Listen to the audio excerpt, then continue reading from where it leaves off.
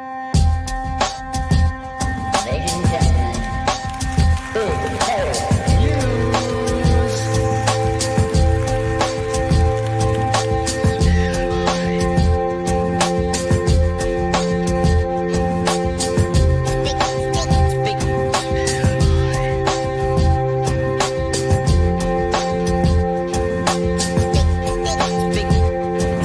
news.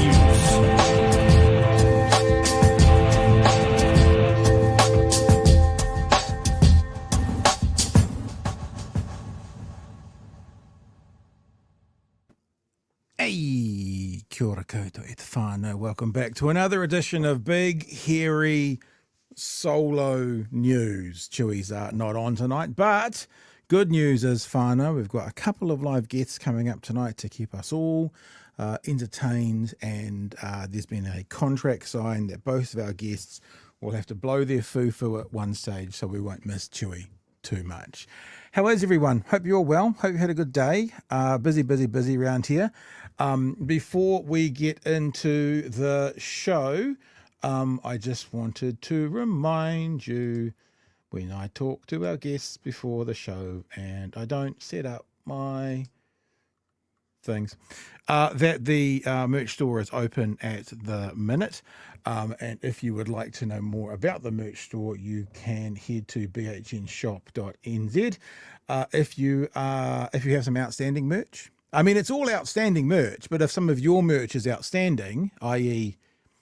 not come to you yet, then it will be getting packaged up tomorrow and put on the courier. So by tomorrow night, you should have a notification and a tracking number. Everything's still there. It's all good to go. We've got the OG BHN hoodie back again, the red on black. And we've got the very popular Fuck Around Find Out and the Tax Work Less, Tax Wealth More. The new four heads. Am I allowed to say four heads? Does that sound right? Does that sound a bit weird? Which is honestly is my favorite t-shirt at the moment. I wore my one the other day doing a show, and I was editing clips, and I was like, because you can kind of see it just sort of here, and I was like, man, that's a good looking t-shirt. But I do wonder sometimes, like I've got a Nicky No Boats black hoodie, and I do wonder sometimes if the blue is the way to go. So they're up there as well. They're very cool. I like them. Yeah, I've got the black one. Where's the black one? Let's do the black one. There we go. That's what I've got. And I think it looks pretty dope and pretty fly. And we've got some other designs coming out shortly. The much requested Nala and Alva shirts are under design at the moment. So a BHN dog shirt on the way. We've also got some merch featuring just Magenta and Emily as well. And over the next few weeks, we'll roll a few more of those out there. But all the merch so far that we've had is all up there. Of course, the orange fufu, which is is still one of my faves as well. And also a huge thanks to all of you who are part of us via our Patreon, patreon.com/Big Hairy News. I know we say it all the time, but we literally could not do this without the patrons. I've been pretty much sitting at my desk since 9 o'clock this morning. One of the reasons we're so busy at the moment is I am actively planning Waitangi next year. Now, got nothing to announce for Waitangi next year, so just because there are lots of ducks that need to line up, but what we're doing is trying to see what is going to happen. So what we're able to do with our patrons is we're able to go, well, thanks to our patrons, we know that there's this much coming in, and so we can rely on that to plan things in the future. Which is why we always say, if you want to be a part of who we are, if you want to be a part of the patronage and help us do things, we always say, don't stretch yourself. Like if like $15 a month might feel too much, but you could do 8, then do 8. Because what's much more valuable to us is to have people on board who we know are going to be there in 12 months, rather than someone who stretches themselves now, which is lovely because you've been generous. But then when we think about 6 months, what have we got to be able to plan with? It's harder for people to do. You know, so we're real keen for you guys to come on board and be with us long term. We really appreciate that you're basically investing in us. Your investment in us not only helps us do what we do here, but tonight we're going to have Graig Renney on. It also helps us make Locked In with Graig Renney, new episode tomorrow morning. It also makes us helps us make Gary Payinda's podcast, The Frontline, new episode tomorrow. So you guys who have been on board for a while as the patrons and people who come on board, be aware that you supporting us is now also flowing through and supporting other content as well, which you and others are enjoying. So thank you. That's patreon.com/big hairy news, I believe. Actually, one more thing while we're talking about online stuff. If you haven't had a look at it yet, and it's kind of a soft launch because we are tweaking it as we go, go and check out bhn.nz. It's sort of going to be a base for all of the content. So it's the website, bhn.nz. As you know, the email address has changed. It's mail@bhn.nz. Go and check it out. Have a look at it. Happy to take any thoughts. Also thinking about what we're going to do with it. I mean, we'd be pretty keen to get some ideas or thoughts or suggestions. If you think that this website that we're building, which we kind of want to see as a bit of a hub, and we may even invite other content creators onto it to have their content on our site, nothing to do with our ownership or anything, but just to become a hub, then you can head to bhn.nz, have a look around, remembering that it is still a work in process. It's kind of soft launch, and we're adding and we're adding and we're adding and we're adding. If you see things that you want to add, then you can do that. One of the things that is cool about it is things like Patreon and things like Discord. And, you know, we get caught up in this world of having to remember 1,000 different URLs or whatever it is. So that's one place people can go to then check out everything else. As you can see, there's a Discord link right there. There's a Patreon link right there. There's the shop link right there. So we get all these things all in one place. So this is just for us. But as I'm saying, there's Locked Out right there. You can go check it out. And they've got the videos for Locked Out right there. You know, it's the place, the central place that everyone can come with just one domain name, bhn.nz. Go check it out. Go have a look through it, remembering that it's not finished yet. We're still working on it. See, we've got profiles there for me and Chewie. But if you hover over the Big Hairy News and you go down to Friday night, there are pictures, but there are not profiles yet. They are still to come. So, yeah, we're building it. Oh, look at this. Fridays. That's the first time I've seen that. So I even discovered something tonight. I quite like that. Someone's graffitied our BHN. It's now Fridays. That's a Friday show. We might have to change that, though, and make it pink, because that seems to be... Oh, might do purple, magenta. Okay. All right. Just looking.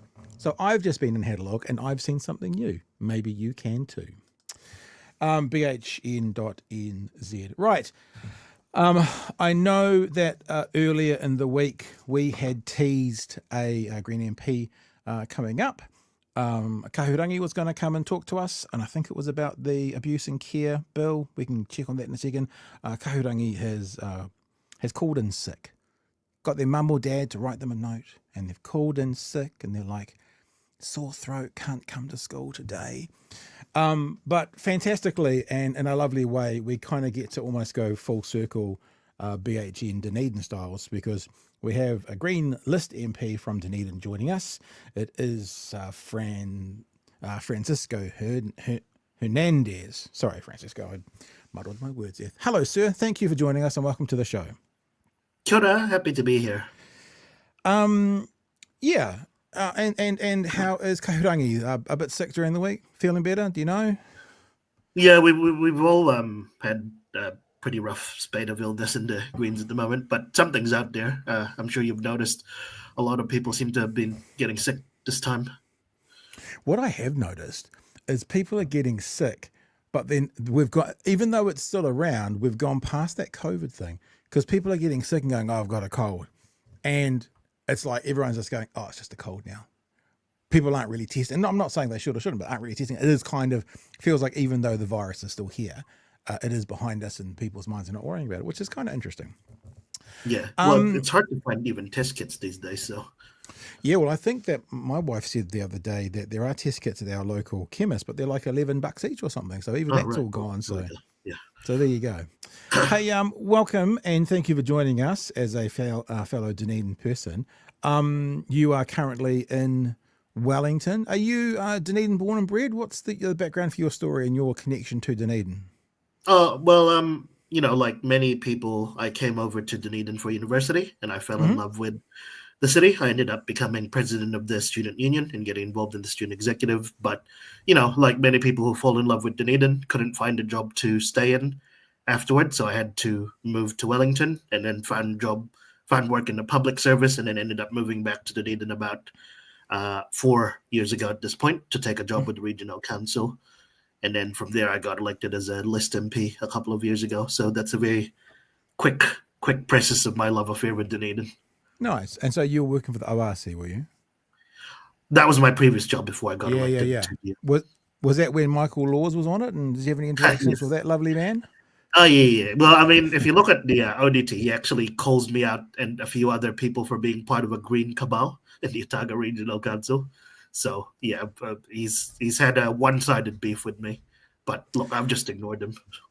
I think there's a lovely synergy talking to you tonight, because even though I think Dunedin is kind of in the realms of studentdom, known more for the university, the Polytech is a very large part of the student life in Dunedin.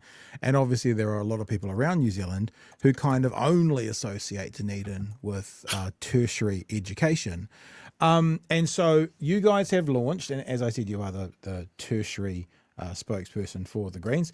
You guys have launched a petition to save our Polytechs. I think that we can just start right from the very beginning, as Maria from The Sound of Music said, and just maybe you can explain to us why do we need our Polytechs saved? What's going on? Well, look, we need our Polytechs saved because Polytechs provide people with the training they need to do the jobs they want, and so that people can do the work that communities can rely on. They're there to provide people with an opportunity to upskill, particularly learners who are more inclined towards the vocational education side of things. So it gives them opportunities to thrive. And for a lot of regions, a lot of Polytechs are really key to like keeping communities and work together to provide people with the opportunity to either train or retrain. So that's why we really need to keep our Polytechs together. The problem is that this government seems hell-bent and rushing through reforms which have had the effect of cutting nearly 1 in 10 jobs from the sector. That's just from 2023 to 2024. And over the coming year, it's looking like there'll be at least 650 jobs cut. Locally at Otago Polytech, there's been about 100 jobs that have been lost so far, and more to come. So yeah, it's really concerning that the government's kind of reforms of the Polytech sector are leading to a hollowing out of the regions and also the Polytechs that a lot of regions do rely on. The way you kind of referenced it, you were talking about the skills needed. Is when I was around and AUT was known as ATI, Auckland Technical Institution, rather than Auckland University of Technology, Polytechs were really seen as sort of the place that I'm not going to say non-academic, but it was more practical courses, and the university was the more academic courses. So when you say teaching the skills, is there still an element of that, or is it are the Polytechs and the universities kind of delivering exactly the same outcome? Oh, look, I think Polytechs are, as I've said, good for people who are more vocationally minded, who prefer the hands-on mode of learning. I don't think there's anything wrong with that. I think we should have a diverse education system that caters to people with different learning preferences, and Polytechs are key to those people realizing their potential, who prefer that more hands-on learning, who want to become, mechanics and occupational therapists rather than people who, want to become economists or political analysts, for example. Because it kind of reminds me, and this is not necessarily part of our conversation today, I was watching the news tonight and seeing, I think it was 89 school principals writing to Erica Stanford talking about the changes that they're trying to rush through with NCEA. The concern is that the new way of assessing will benefit the more academic, and it will harm the perhaps less academic, more practical kids. And it just made me think about that, because it sounds like that's a bit the same between university and Polytech still, even though it's not tertiary. What are your thoughts around that NCEA pushing through and the concerns that many principals are showing around it? Yeah, look, I mean, we already know that this government doesn't really give a shit about, people who don't fit the range of preferences and backgrounds. So they don't really give a shit about working class communities who are more perhaps inclined to the vocational mode of education and doing more practical hands-on things. So it's just a continuation of that trend, unfortunately. We would love to see Polytechs with the same status and same prospects as universities and vocational education in general. But unfortunately, everything this government has done since they've come into office has devalued the Polytech sector. And I'll give you an example of the inequity that they're perpetuating. Please. One of the things that Simmons has done is take away equity funding for Maori and Pacifica students in the Polytech space, but kept it in the university space. So I mean, that just doesn't make sense to me. Like if you're thinking of like equity gaps, if they exist in the university sector, they'll also exist in the like vocational education sector. It's also quite bizarre if you're looking at like hypocrisy of a government who say they're not going to do what they call racial funding.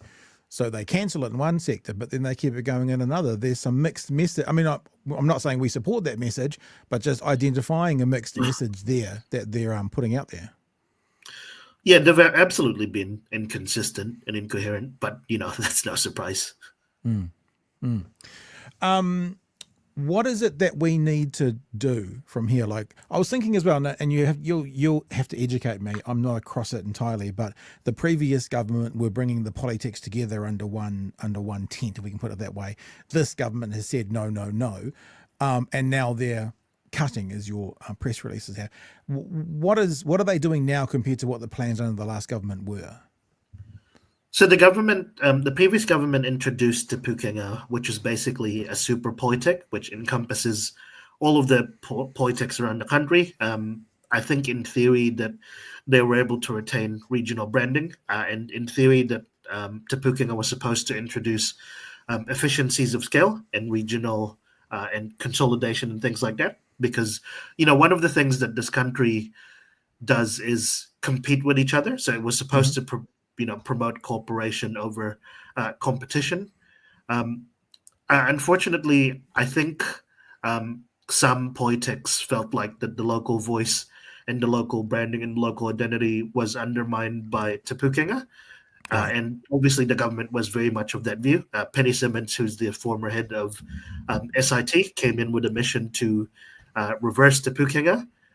But I think, we all agree about the need to have a thriving polytech sector. There's no question about that.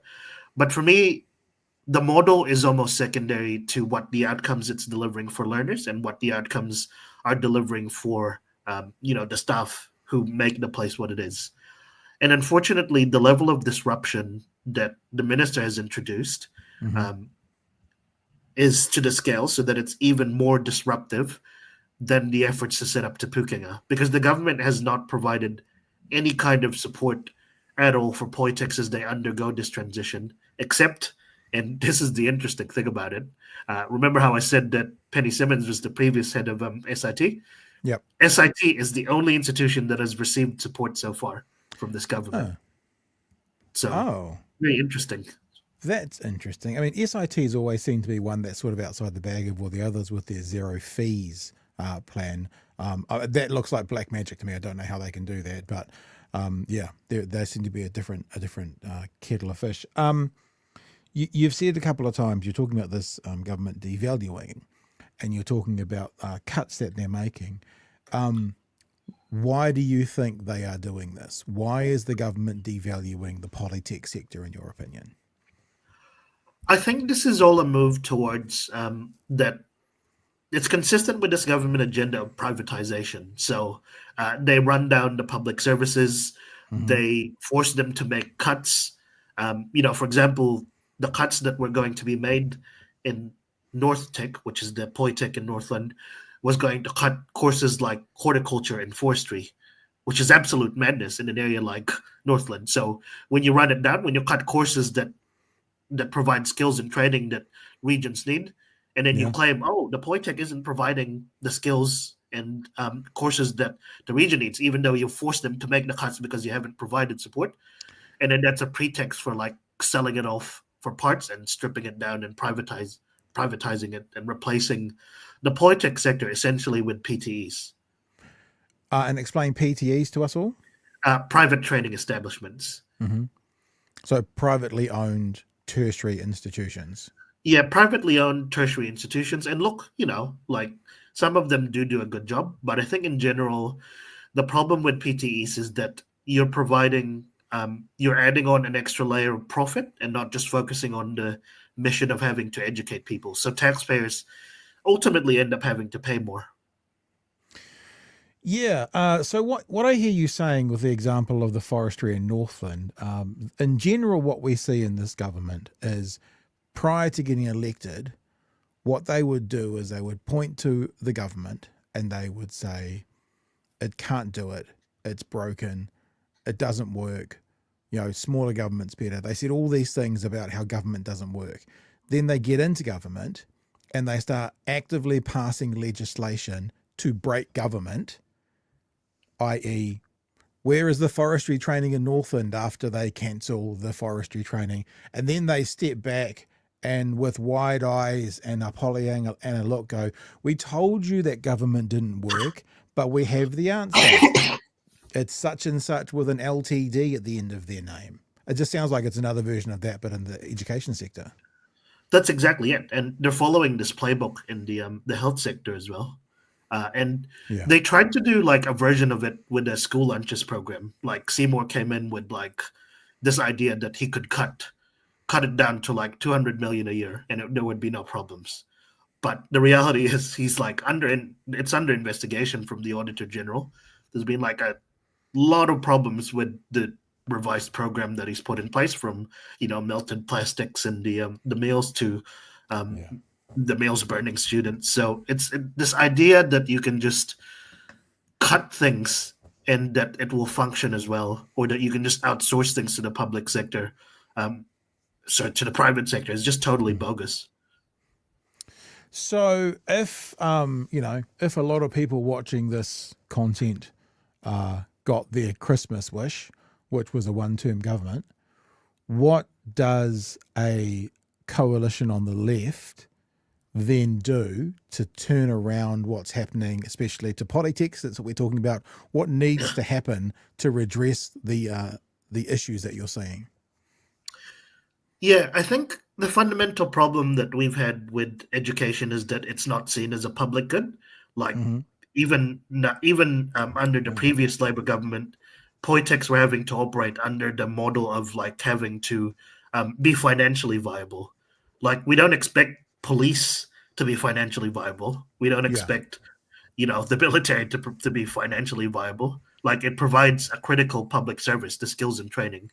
So the green vision for tertiary education is like fully funded, fully public, free for everyone, and it aligns with so many things that are in our green budget as well, like our future workforce training agency, like our Ministry for Green Works. So how we see it working is that you have free, fully funded, publicly owned Polytechs that are delivering the skills and training and jobs that that the region and many communities around New Zealand needs. And I think making tertiary education and Polytechs free in general would help solve the viability issues. And I think it works really well in Australia. They've got what's called free TAFE. TAFE is basically their Polytech. And when they introduced free TAFE, the TAFE enrollments went up by 25%. The number of Aboriginal Australians and women in courses and disabled Australians went up quite dramatically, and the life outcomes for these graduates was really quite dramatic. Someone who did the free TAFE course was I think a third, 39% less likely to go on to benefit afterwards, for example. So having free Polytech and free tertiary education would be really transformational for the people who really do need it, and that's part of the green policy. Yeah, it's fascinating when you say that education is not be seen as a public good, and you include the last government in that as well, because it makes so much sense. I mean, when we hear, particularly in this government, talking about smaller government privatization, that sort of thing, you go, well, and you've used a couple of very good examples like the military, but I always think about the libraries. You can't run the government like a business, because if the government was a business, then you'd get rid of the libraries, because they don't. The idea of a business is to return a profit. not necessarily, and they'll tell us through their trickle-down economics 1980s right-wing ideologies that if you provide the best product in the market of ideas, then you will be providing the best service. But we all know that's bullshit. We know that what a business typically does, not all businesses, we've got to be careful, but typically does, is absolutely maximize their savings, minimize their costs to make as much profit as possible. And if you think about that when it comes to education, that is quite a scary thought. Yeah, I mean, look, we've seen the impacts of the private business in the supermarket duopoly and what's done to grocery prices. So I think anyone who looks at that market will know that it's not delivering quality or quantity for anyone. Yeah. So if we start to think about education as a public good, like you say, free education. So Greens would like to see all tertiary education free, or would you like to see like 1 4-year degree free? Or like could someone under the Greens ideas come in at 18, do a degree, do a master's, do a doctorate free all the way through? What's the ideal magic wand waving for the Greens? Yeah, look, the Green policy calls for free tertiary education for all. That was our manifesto commitment for 2023. But you would do it through a phased approach. I think I would start by doing it. If I was the minister for tertiary education, I would start doing it through the Polytechs, because the Polytechs need a support right now, and it would really solve a lot of their financial viability issues if they get a real boost in student numbers, which Free Polytech would do. And then you would progressively extend it to other qualifications once the Polytech sector has had a chance to stabilize itself. But, you'd start with the Polytech sector. And look, you should watch the space because, just keep following us. We'll probably have more to say about this in a few months' time. I like your subtle hint at there's definitely a policy coming. I just can't talk about it now. Which is cool. Hey, last thing, and this is a bit of a kind of backwards question, but if this did end up being a one-term government, why do you think it is that the country would have turned against them? Like, is there 1 or 2 things that this government's doing that are the biggest things that are going to turn people against them if they end up being a one-term government? I just think the main thing that's turning people off is how arrogant they are. Like they don't even feel the need to explain themselves or moderate themselves in some way. I think that's one of the things that this government is really different from the Key government on, because Key would use all these nice sounding words to try and lull people into a false sense of complacency, and he would make his policies look moderate. And when he did encounter public opposition to stuff like mining off the conservation land, he would kind of back down from it a little bit. But this government is just so arrogant, and it's run by a guy who actually it really kind of belies the idea that having a business background is really helpful in politics, because he's letting his extremist coalition partners basically dictate what's happening to New Zealand. And I think the third reason is objectively everyone is worse off compared to how we were 2 years ago. This country is broke. We're all going to Australia. Unemployment is really high. The vibe is just really shit, man. And the government didn't do all of it, but I think you'd lay responsibility for 90% of the stuff that's happening in New Zealand to them. Hey, Francisco, thank you for joining us today. I can hear you got a touch of the lurgy still with you, so we do appreciate you giving us up some time, even though you're not 100%. Is there anything you want to leave the audience with as we say thanks and move on to our next conversation? Anything you want to leave them with? Yeah. Oh, look, just keep an eye out on, we'll be doing some public meetings across the country around our Save Our Polytech tour, including one in Dunedin, probably on the 26th of September. And also keep your eye out on, potential policy development that may or may not be happening around the space. May or may not be happening. I don't know too much, but we'll see what happens. Hey, Francisco, get better. All of the Greens get better. If you got the guys who have been passing it around the caucus table, it sounds horrible, but get better, and thank you for joining us tonight. We'll let you go. All the best. Thank you. There you go. Hey, let's get to some super chats, and then we'll go pull Craig in. Let's have a look. Vanda Amour just says late fee. Rajan says, good to see Fran on the show. Used to be Twitter moots with him. What's moots? Is that like buddies? I should probably know that. I'm very, very old. Dresnort says, super efficient to hear you swear honestly about the coalition, bro. It's important to be reminded even everyone at your level are equally disgusted. Ngā mihi. Table Salt. Have we ever heard from Table Salt before? Lovely to meet you if we haven't. Public, please. Private, no thanks. And Peter says, this government only ever does a half-assed job. We need a full-assed government as soon as possible. Well, somebody who helps us all learn more about what's going on in the world when it comes to half-assed or full-assed governments is the economist from the CTU. It is Graig Renney. He joins us right now. Kia ora and good evening, Graig. How are you, sir? I'm good. How are you, Pat? Yeah, I'm good. I was just thinking, actually, I should probably have some documents to show the people as to what we're talking about. I might pull something up because we're talking about the gender pay gap, yeah? And I don't have any documents up, but what we'll do is I'll very quickly search and I'll get the story. There we go. RNZ's a good one because that gives us this headline of the headline seems to be, well, it seems to be very confident, the RNZ headline, into what's going on, but we may have some questions around it. So let's yank this up there. RNZ reported earlier in the week, a couple of days ago, yesterday, how did the gender pay gap get smaller? RNZ investigation. I think it sounds like it stopped with the press release from the government. New Zealand's gender pay gap has narrowed to its lowest level on record, and one economist says some sectors have contributed more to the improvement than others. Stats NZ said on Wednesday the gender pay gap was a median 5.2% in the June quarter, down from 8.2% a year earlier. Now, a little bit behind the curtains, Graig and I have already done a podcast on this today, pretty much, haven't we, Graig? We have. It's going to be coming out at 4 a.m. tomorrow morning. Once I throw you the ball, do you think it would be worthwhile me getting that number 6 slide up to show them? Why not? We can use it to explain. Why not? We can use that to explain. We are giving the magic away here, Pat. Where the number 6 slide.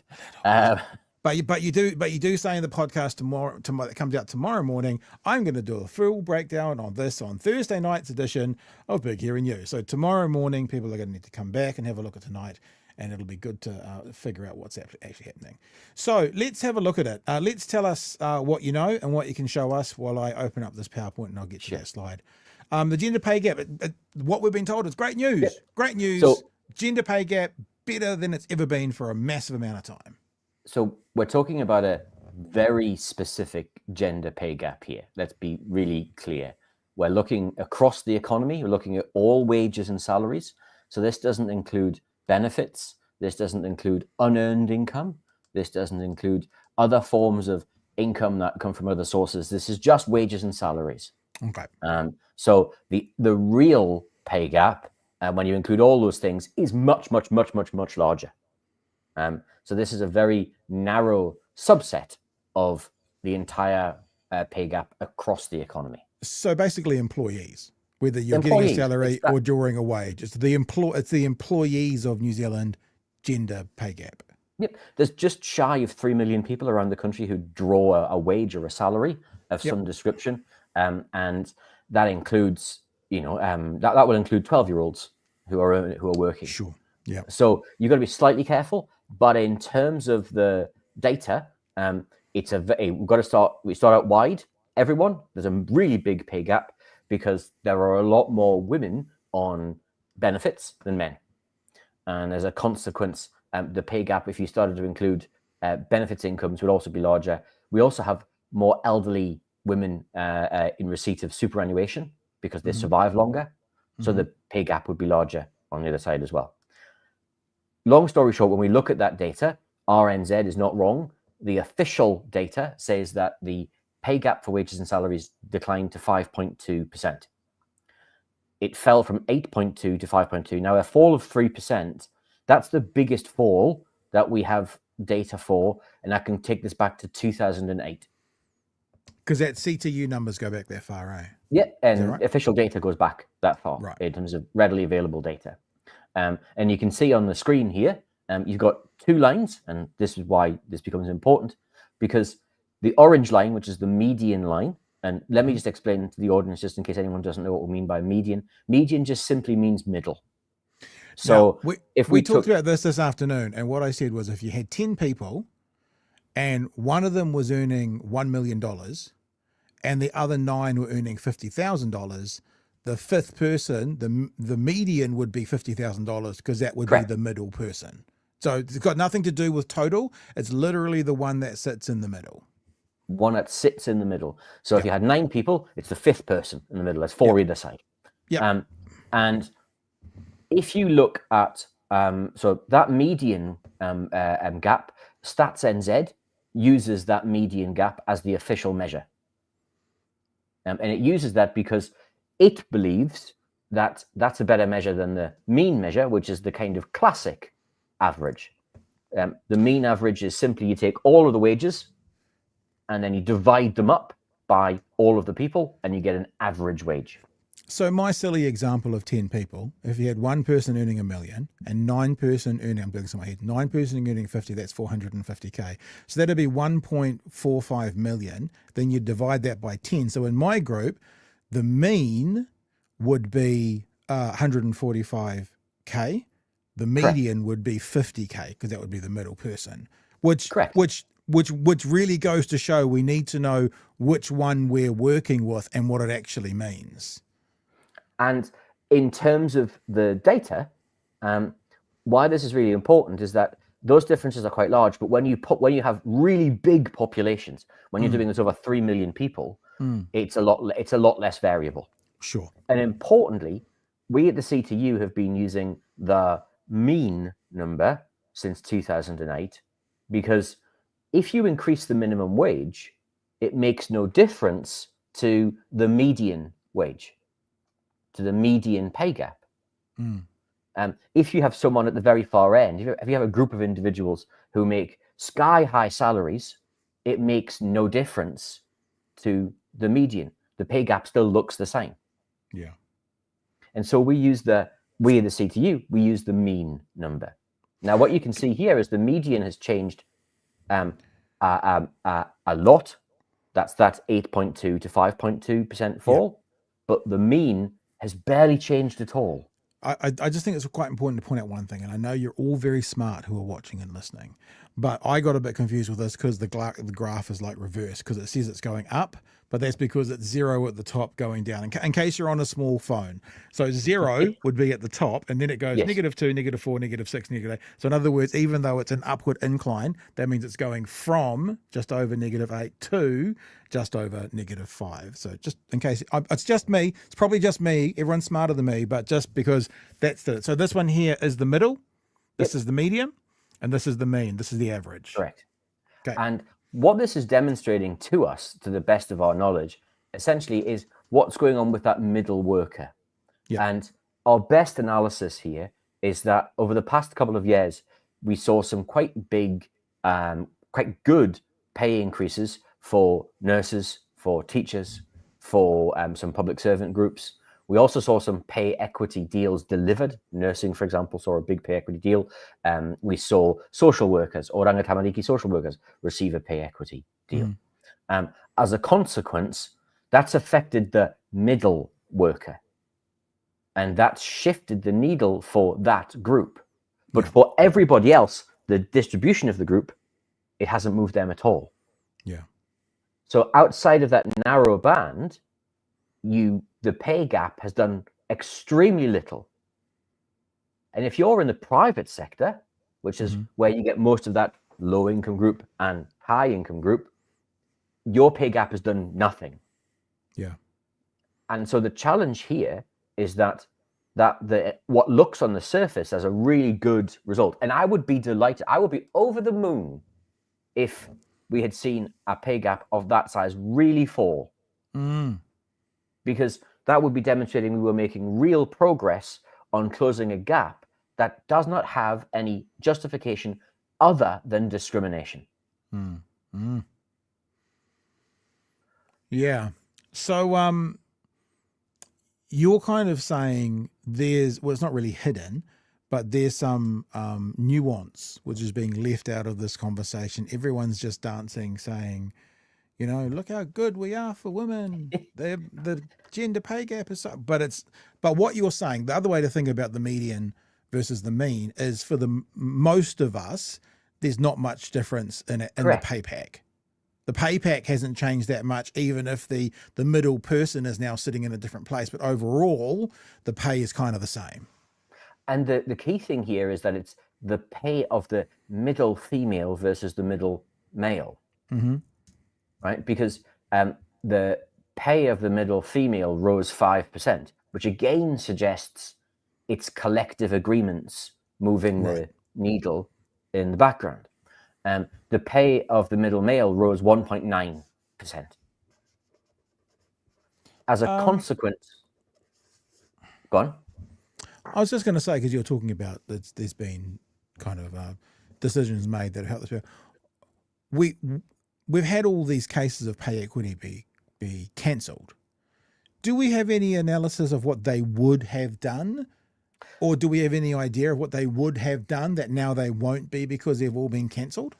No, like everything else in pay equity, the decision was made at pace to save the budget because they were lying about the numbers and their ability to deliver the tax plan that they had promised to deliver. And as a consequence, they did no analysis, because if they had done the analysis, they would know the number, they would know the result, and therefore they would be accountable for that result. I suspect this question is going to stick in your craw because you're an economist and you want to be exact and precise. But what does your gut tell you would have happened to the pay equity or the gender pay gap if those pay equities had actually all of them gone through? Well, it's quite a straightforward question. There were 180,000 workers with live claims. There were 330,000 workers who either had a claim that was settled or was in the process of being renewed, including care and support workers, some of the lowest paid workers in the country. So you've got 330,000 workers who could have been affected. The average pay increase from pay equity was around 30%. Right. So you've got a very large group who generally speaking, low paid, female dominated workforces.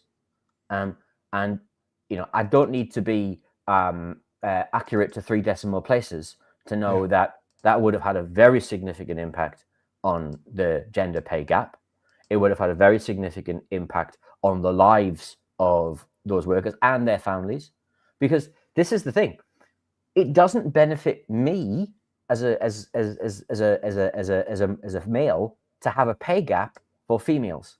I'm not any better off because women are not paid well.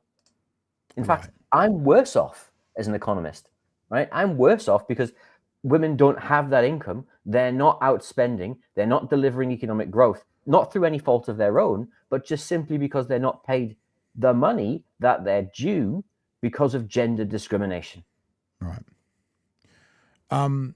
Do we have any data, any analysis within the gender pay gap over different socioeconomic groups, different races, and how they're going, and what do we see in those? We absolutely do. So we can look at the gender pay gap for different ethnicities, and if we look at the biggest pay gap exists between Pacifica females, or what Statistics New Zealand calls Pacific peoples females, and European men like me. Right. And the gap there is 23%. Wow. So you're looking at what 10? I'm looking at the numbers here, like 8-ish% of the average, 8 point whatever it is for the average overall, but 23 for Pacifica women and European. And men. if I look at then for Maori females, for Wahine Maori, that then becomes 20%. Wow. And then for European or Pakeha females, it's 10% against European men. What happens when you bring in Pacific men, Maori men, that sort of thing. Where, I mean, like if this was a scale of, Yeah. who's earning the most, and obviously you're saying the biggest gap is obviously the most is Pākehā men, the people earning the least is Pacific women. Where do the other sexes come in on that as well? Well, as ever, tall, handsome white economists like me, we do quite well. And so, we're top. There's nobody above us. There's just us. But if I look at Pacifica males, the only group who are paid worse than Pacifica males are Pacifica females. Wow. So it goes Pacifica females, Pacifica male, and then I'm assuming Maori woman. Maori, Wahine Maori. And then if I look at Maori males, Kaimahi, then I could say, okay, Maori males are paid worse than European females. Right. This is starting to feel like the version of colonization where the wealthy British have the peasants, and then maybe under the peasants it's the lepers, and it's like, the most successful peasant is still nowhere near the least successful upper class white woman sort of thing, and there's no, like a caste system, there's no jumping between them sort of thing. Well, on average, a Maori male is paid worse than the average female across the economy. Yeah, obviously there's going to be some very wealthy Maori men and some very poor, but yeah, on average. Yeah. On average, these things are all, averages. And so you're right, there's more than one level of that discrimination.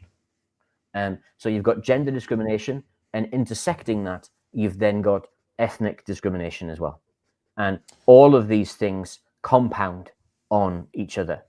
And so we don't have the data here in this set, but my guess as well is that you could put age on top of that as well. And what about things like disability? I mean, that's a vulnerable group for people earning as well. Well, we know that amongst the disabled community, less than half of the disabled community are in work. Yeah. And so there are many, many disadvantages here. Now, this is a problem in communities around the country. But if you're in a community, say Auckland, where the cost of housing keeps being enormously expensive, where access to work is highly insecure, where you don't necessarily get the hours that you want, this is where having a really good welfare state, benefit system, public services can act as a cushion in that space. But we've got a government that's doing the opposite on that and compounding that problem as well. And let me give you an example. Yeah. The changes to ECE support, the Family Boost programs, you have to claim them by receipt, and you have to claim them. You have to pay for them first, and then wait for IRD to pay you back.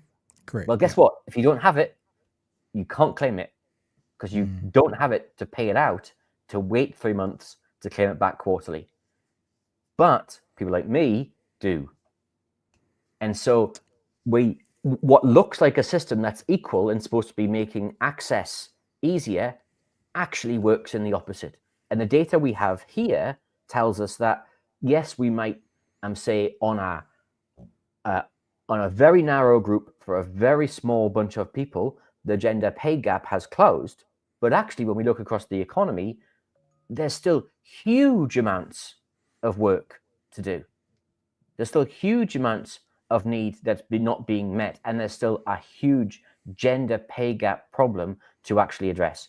And unfortunately, the engines that were solving that problem, pay equity, collective bargaining, fair pay agreements, they've all been removed. Where fair pay agreements have gone, collective bargaining, the government is offering 0% increases to some groups. And pay equity, the government has removed access to that for so many groups where they're unlikely to see benefit for at least 10 years. So where does this leave us both in the conversation around the gender pay gap conversation from today. Like, I think we've painted a pretty clear picture, as in the devil is in the detail, as we always say. That it might look, this feels like it might look good on paper, but when you drill down to it, there's actually 3/5 of fuck all difference. But what about moving forward? I mean, I'm assuming if I asked you the question, is the gender pay gap actually going to be worse under this government? Although the mean does say it's going up as well. But is this government worse than the previous government? Is this just a continuation of the past 40 years of bad? Where to from here? Well, because I'm an intensely sad individual, Pat, as you're well aware. I can look back in time and see what the evidence tells us for the gender pay gap. And I can say, when did it get better or worse? And we can see when we look at the data, the gender pay gap in 2012 was 9%. And then it rose to 11, and then 11.7, and then 12%. And the only reason it fell was in 2017, when we had the Terra Nova settlement case, when Christine Bartlett won that case, and the government eventually settled when care and support workers got their pay equity deal, and it fell then. But under the previous government, there is this period after 2012 where the gender pay gap starts to rise again. And it's my expectation, if nothing else, that we will start to see the progress that we've made over the past few years start to disappear again, just mechanically, because the engines of that positive change have been switched off. And then finally, if you have a weaker labor market where there's more unemployment and more people are chasing every hour of work, that gives employers license to offer less money, offer more insecure terms, which again tends to affect women more than men, because women do more part-time working. They've got more, rightly or wrongly, tend to have more caring responsibilities than others. And so we need this isn't a solution that's just inside people's pay packets. This is a solution that is about care, is about ECE provision. This is a solution that's about access to work, right? We're not going to solve this problem one way. We have to solve this problem multiple ways, but that unfortunately requires a government that actually cares about this problem rather than a government that doesn't. Craig, as always, lovely to talk to you. There's a message for you here in our chat, which I will read out. It's from Kiwi Bird. It says, Kia ora, matua, Craig. Yes, you are a BHN matua now. So that's very kind of you. Thank you, Kiwi Bird. From Kiwi Bird. There is a podcast coming out tomorrow morning. Do you want to tell the whānau what it's all about and what they can expect? So the podcast tomorrow morning, 4:00 from Locked Out with Graig Renney, episode 20. We've made it to episode 20. No one's more astonished than I. My patience with myself is astonishing. But in terms of the actual data, we've looked at what the Reserve Bank has been putting out for the past few months. They've been putting out forecasts of where the economy is, and essentially the recovery for the economy. We keep being told better times are ahead. The economy keeps going backwards and backwards, and the recovery keeps going backwards and backwards. And the data tells us that those green shoots are just as far away as they were 6 months ago. And why we should be very careful when someone tells us, as Christopher Luxon did a couple of weeks ago, that the country's turning a corner and that the good times are just ahead of us, because the data every time we look at it, there is light at the end of the tunnel, but the tunnel keeps getting longer and longer and longer. Oh, that's so depressing. You can see the light, but it's like when you are stuck in a dream or a horror film and you keep running towards a light and it keeps going further. What a depressing thought. So that's the podcast, but obviously in lots more detail, and really keen to hear from your viewers and listeners. If they've got any questions they want answering, if they've got any questions that they want me to look at, just ask. This is why we're here.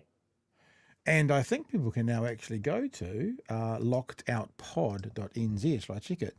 www.lockedoutpod.nz. .nz because some cheeky blighter decided to take lockedout.nz before we got there. Yep, so lockedoutpod.nz gets you here, all the episodes thus far, and then there is a contact form that you can use if you want to put something through to us, and we get that. Also, Craig, I was going to say, you've got a little bit of a TV appearance this weekend. I do. So hopefully I'm going to tell us about tell us about your little TV appearance this weekend. Subject to change, obviously, because we're still early in the week. So it's not this weekend. It's next weekend. But it will be. I'll be on TV. I'll be on Q&A, answering questions about the economy, talking about the economy. So yes. So next Sunday, not this Sunday. So I think that you, Craig, should commit, because we've got some locked out merch on the way that we can print. How many views would tomorrow's episode have to get on YouTube for you to wear a locked out merch T-shirt on Q&A? I'd like to get invited back on Q&A, mainly so that I can, mainly so I can build the BHN brand more generally. Jack's a friend. Jack's a mate. He'll be fine. Go on, if you don't want to do it, just say 1 million views. But how many views? I'll tell you what I will do for you, Pat. Right? Yeah. If you can get me, because I'll be wearing a suit. If you can get me a BHN lapel badge. Oh. Holy crap, Craig. Now you're putting the pressure on. Everyone's been saying enamel pins. And now you're actually going, we should have an enamel pin. Okay, I will look at that tomorrow and see how quickly we can get some done. That's hilarious. And then we just got to get all the Green MPs to wear them along with their ACT ones, and then and we go from there in the house. Very good. All right, Craig. Hey, thank you for joining us. Thank you for all the hard work you're doing. The whānau loves you. And I can highly recommend the podcast tomorrow morning because I've already heard it. In fact, I've heard it more than Craig has, because I both heard it and then I put it together and edited it and then put it out again. So I'm the foremost expert right now on tomorrow morning's podcast, and I say people should definitely check it out. There should be some kind of special alcohol that you should be receiving as a consequence of having to listen to that at least more than once. But thank you. Or what about a Nicky No Boats T-shirt on Q&A? That would. I'm working on getting a Nicky No Boats T-shirt into Parliament for a select committee appearance. So I'm hoping for that. Very good. Graig Renney, Locked Out podcast out tomorrow morning from the CTU. Thanks, dude. We'll talk to you super soon, eh? Thank you. All right, all the best. There we go. And yes, I do apologize about, there we go. Someone's saying, I do apologize about the chat because, when I'm doing it all, BHM people will be okay in the house. It's not a party pin. LOL. What about some stickers? I mean, the sticker we've got, have I thrown it away? Have I? But this is my problem, whānau. I have an addiction. Oh, this is my problem. Look, see, I've got an addiction because these things, they're just sitting all over my studio. See, everywhere. Oh, yeah. Look, everywhere. See, these are all over the place. Everywhere. And right now I can't find stuff because there's caps on the way. Oh, here it is. Do you reckon this would be too much of an obnoxious sticker to have on back of a politician's laptop? Is it maybe a smidge big? Maybe. I don't know. All right, team. Obviously, we're running pretty early today because that Chewie guy is not here, messing up our timing. And Corporal Pat gets to crack down on the moving along now. No tangents. Oh, that was a tangent.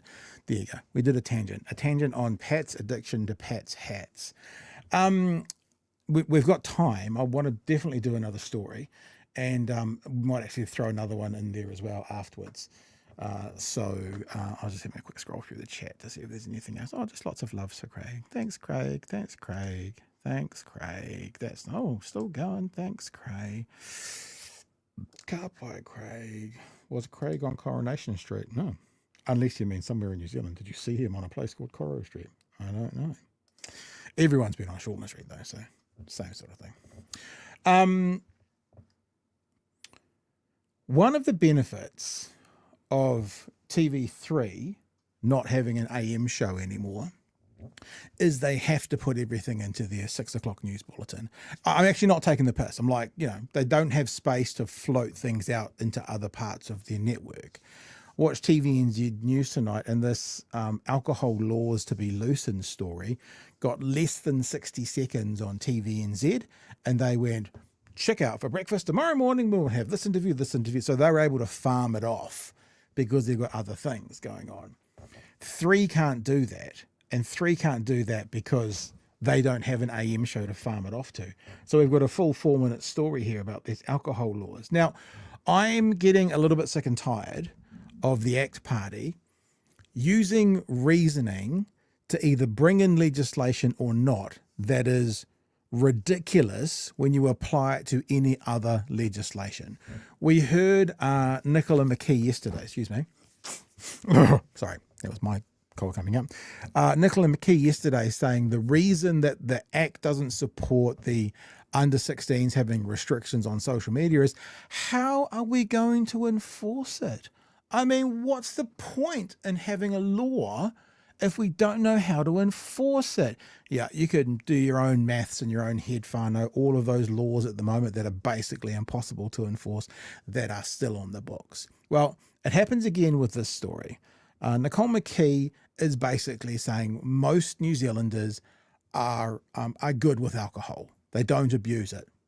I agree. Most don't. Most New Zealanders don't use firearms to shoot and kill people, so maybe we should take away firearms licensing. Like this excuse of because most people don't do it, that's fine. We'll make alcohol easier to get, have more of a presence in society, and harder for people to object to. This is the story.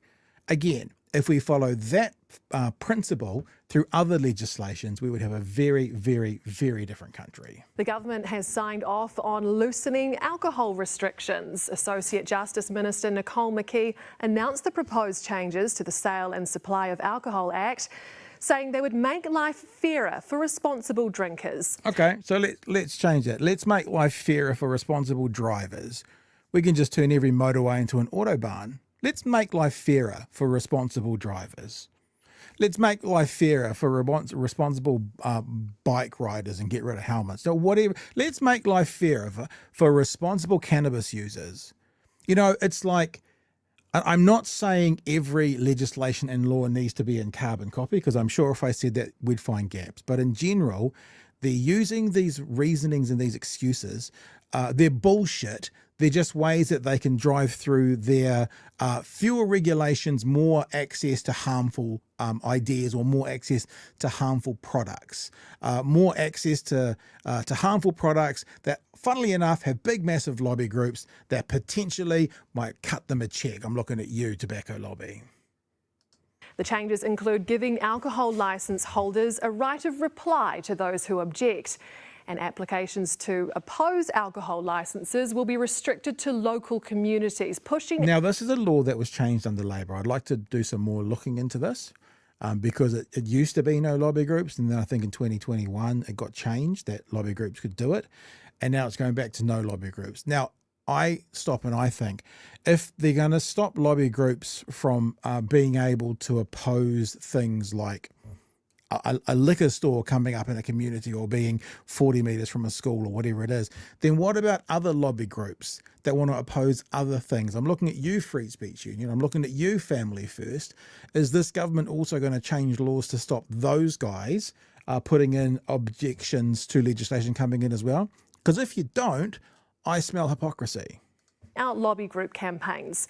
The minister will also be given the power to declare extended hours to sell alcohol for special events such as the Rugby World Cup. But alcohol safety campaigners say loosening restrictions is a big mistake. Political correspondent Zane Small has more. Aucklanders soaking up a bit of afternoon sun at the viaduct, enjoying a meal and a drink at hospitality businesses that have a liquor licence. We're not all bad, you know. Of which nothing will change. For this legislation won't impact any of these businesses. So why are we getting their input?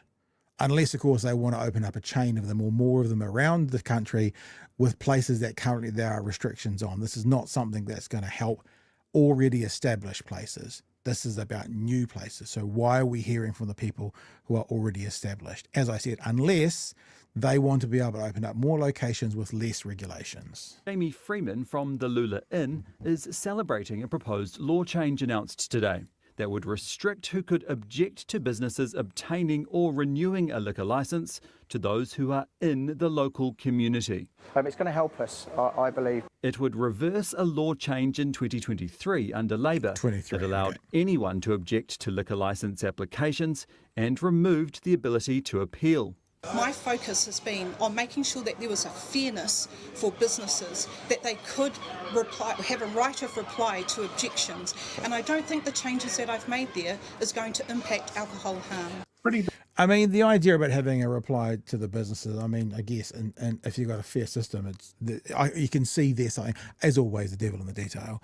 But it is interesting that Nicole McKee from ACT is like, her focus is on making it fair for who? The children? The people who drink? No, but she said it, fairer for businesses. So that's who they're fighting for. They're fighting for business, and Free Soul made a very good comment. I bet Women's Refuge are thrilled. We're making it fairer for households where abuse is going on due to alcohol. No. We're going to focus on the businesses. We're going to make it fairer for businesses. Impact alcohol harm. Pretty disappointed about the trajectory of change. We know communities are passionate, and for the right reasons. Alcohol is New Zealand's most harmful drug, and communities feel that. Auckland has been under stricter alcohol rules for 8 months now, but that's under local changes introduced by the council to try and combat alcohol-related harm. It means that bottle shops and supermarkets cannot sell alcohol after 9 p.m. It used to be 11 p.m. There are signs that New Zealand's drinking culture is changing.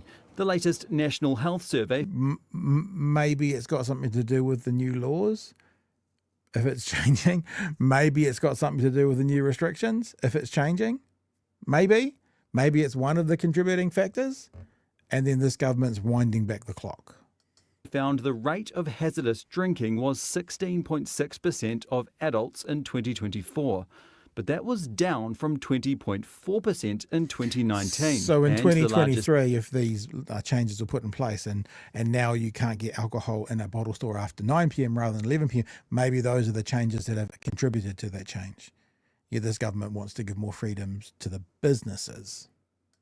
Decrease in hazardous drinking over the past 5 years was among young people aged 18 to 24. Most New Zealanders drink responsibly, and statistics tell us that alcohol consumption and the way we drink is changing.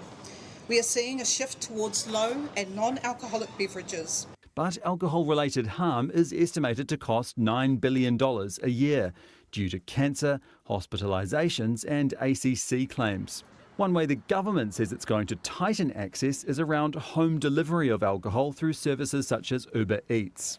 It will be incumbent upon them to ensure that they do not serve or deliver to those that are already well intoxicated and those that are underage. This is one part of the announcement that we think is good. He's adamant, though, that limiting the ability to oppose liquor licences is the wrong move. We did some analysis on objections just in the Auckland region, over 500 applications we looked at, and not one there was a vexatious or a frivolous objection. So I don't think that there's been a huge amount of interference. Jamie Freeman sees it differently. The likes of alcohol harm sort of groups that push on that, who are out of the area, don't even know the area. That's really hard. It's an interesting thing to ponder, though, isn't it? If they're an alcohol harm group but they live 3 suburbs over, how is their position any different on the alcohol harm?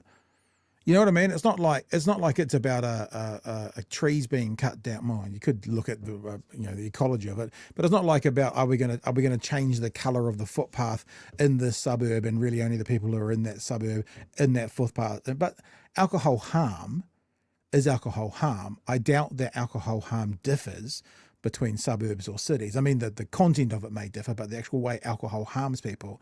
So an alcohol harm lobby group in a different part of the city or country, making a submission or an objection to something that's happening based on this will cause more harm, why should that be invalid? I mean, this gentleman saying that they're not even in the neighbourhood. Why should that be invalid? Why is that wrong to hear an alcohol harm group who has a kaupapa or a concern around alcohol harm share what alcohol could do to harm people should, idea X move forward? Differently. The likes of alcohol harm sort of groups that push on that, who are out of the area, don't even know the area.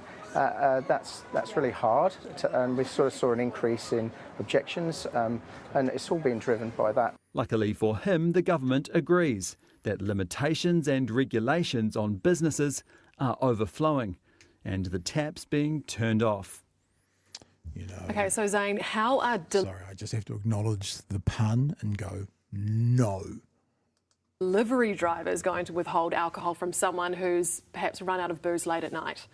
Yeah, well, it's certainly a lot to put on those delivery drivers who could be delivering to home. Sorry, it's not going to happen. It's not worth it. It's the 22-year-old. In Dunedin, a lot of the Uber drivers here that I've had deliveries from, maybe even majority, would be foreign nationals. New Zealand and English is their second language. They're not going to get into a confrontation with a flat full of 18-year-olds who have just ordered a keg or a blocker or a slab or whatever the kids call it these days. They're going to deliver it, leave it outside the doorstep or whatever they do, and drive away. Do you really think that someone who gets paid small amounts of money to deliver food and drink around the city is then going to turn themselves into a police officer and go, whoop, no, sorry, I'm not giving you your alcohol? This is nonsense.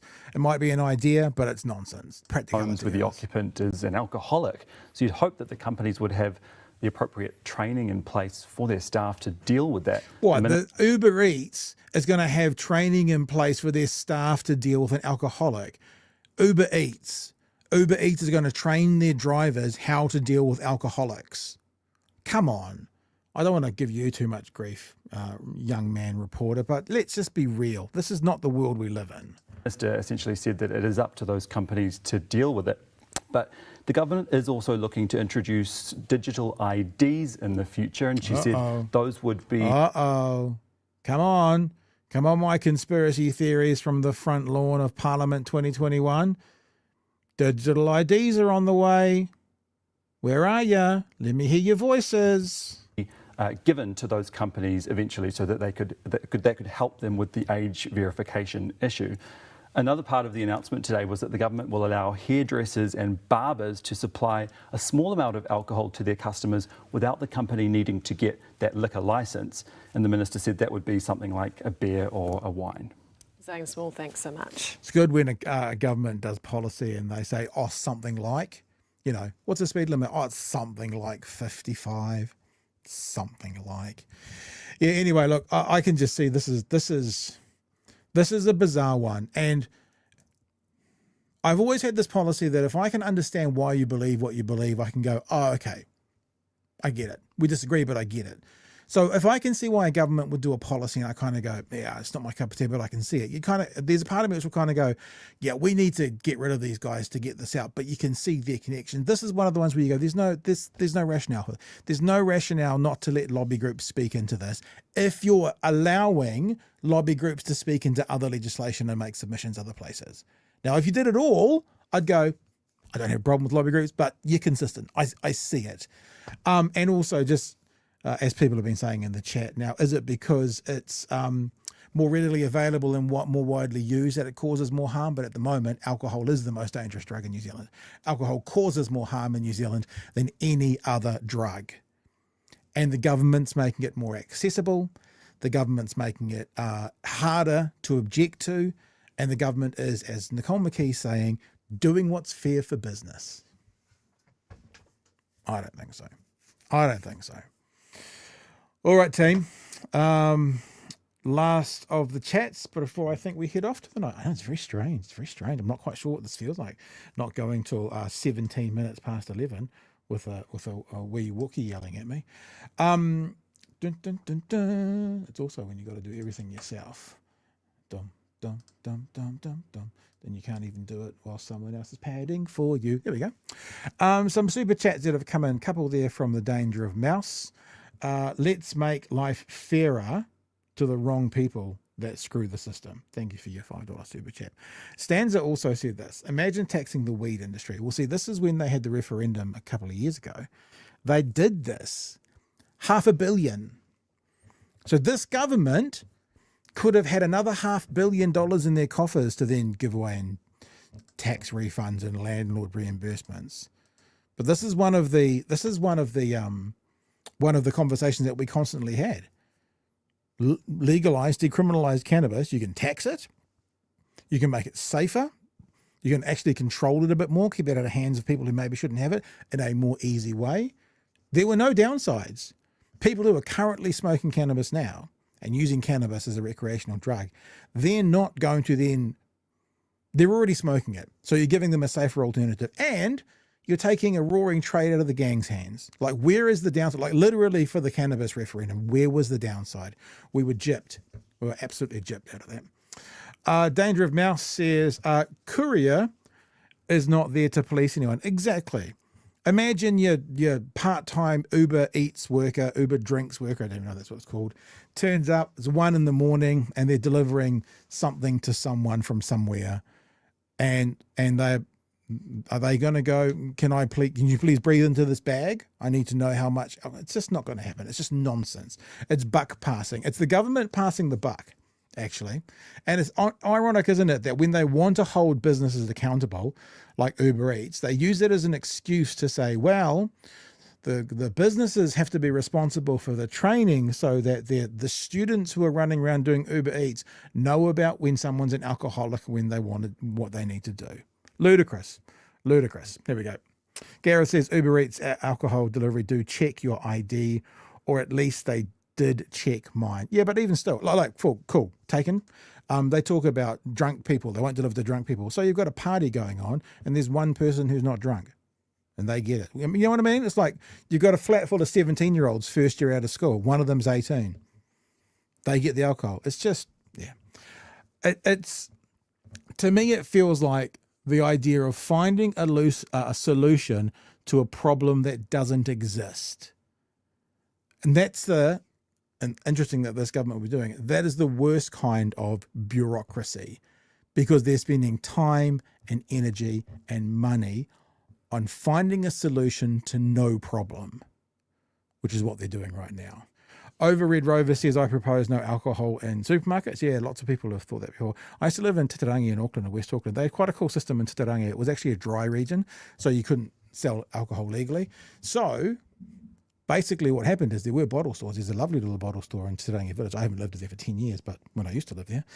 And it was run by a trust, and it wasn't able to make profits. And it drove the profits back into the community. So it was kind of a nice way that the community could see something back from it.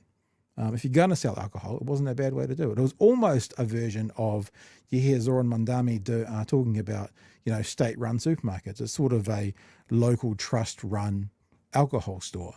And I remember when we had kids for the first time, the Waitakere Trust that looked at that store was a part of, used the profits to buy car seats for babies, and we got our first car seat free as a part of what it did for the community with the profits. Now, I know there's also an argument to go, well, that sounds like gambling profits being driven into sport and there's some dark hurdles here.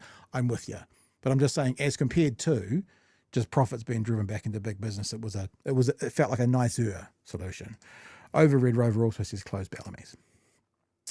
All right, team. I'll just have a quick scan of these things that see if there's anybody else. Trusts are not the answer. They operate like a mafia. Yeah, and the exact opposite. Nice, Pat. There you go. Okay, so lots going on at the moment. Kids are in tomorrow night. I believe I got a message from Magenta as I was doing this. Is this for me to tell people about Magenta? I'm done for the night, but if you're watching Magenta and you want to jump on and tell us what's happening tomorrow, you're more than welcome to, but you'll need to be bloody quick because I'm about to get out of here. I'll be recording to you tomorrow. Okay, if you want to get the chat excited for tomorrow. Yep, so this is for me to tell you guys about tomorrow. Magenta is doing a pre-recorded interview tomorrow with Tori Whānau to teach us about what Māori wards are, what they do, and why we should vote to keep them. So kids tomorrow night have got, I'm assuming Emily's going to be there. Emily's been a bit sick this week. I had a chat with Ems, I think 2 days ago, and she was pretty crook. So obviously Magenta's in the house, and she's going to be there. Assuming Emily will be there as well. The kids in tomorrow night with a conversation around Māori wards with Tory whānau, amongst other things. I'm sure there's these things called memes, and I'm trying to educate the young people as to what they are. And I've suggested that maybe tomorrow night they should share some memes. It's a new thing. They might see if they pick up on it, but we will see what happens. Okie dokie. I will be done now. I will catch you on Monday night. Chewie and I will be back Monday night from 9 p.m. for the next edition of Big Hairy News that we're here for. Lots going on in the world at the moment. We're spending lots of time on stuff for next year. Can't tell you too much right now, but trust me, there's a lot of work going on, a lot of excitement going on. Yeah, I know, Jeff. I'm with you. We all miss Chewie. I know. He'll be back on Monday. He's got other friends. Don't get too jealous. He's got other friends he has to hang out with. I know once in a while it's hard. I know it's hard, but we get there. So I'll see you guys on Monday night with Chewie from 9 p.m. and Magenta and Emily will be in tomorrow night from 9 p.m. for the next edition of Big Hairy News. Until then, my friends, we will catch you. Have a good weekend. Be safe. If you're going to get out to the Palestinian protests over the weekend, they're getting bigger every weekend. Why don't you tag BHN if you're on social media, and maybe we'll share some on Monday when we come back to see what people have been up to.